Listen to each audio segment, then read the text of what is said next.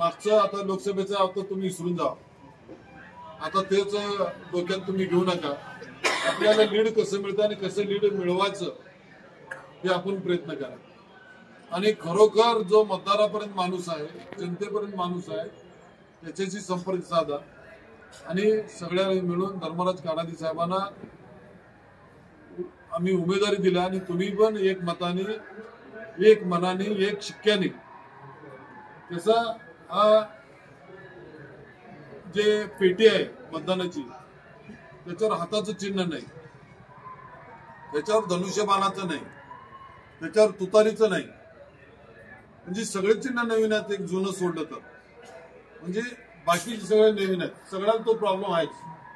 तशा पद्धतीनं धर्मराज काडादी साहेबाचं आम्ही कॉम्प्युटर 2-4 चिन्ह मागितले होते, पण निवडणूक आयोगानं ते आपल्या नियमामध्ये बसत नाही किंवा सिरियल प्रमाणे कुणाला द्यावं लागतं ते आपल्याला घ्यावं लागतं, म्हणून कॉम्प्युटर चिन्ह घेतलं.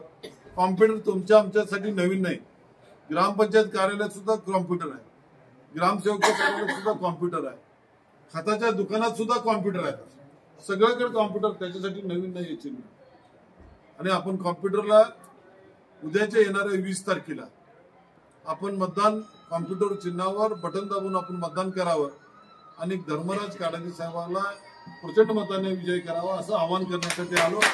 पण सगळ्यांनी ते आम्हाला साथ द्यावी एवढंच बोलतो आणि थांबतो आणि कार्यक्रम संपला असं मी जाहीर करतो. धन्यवाद.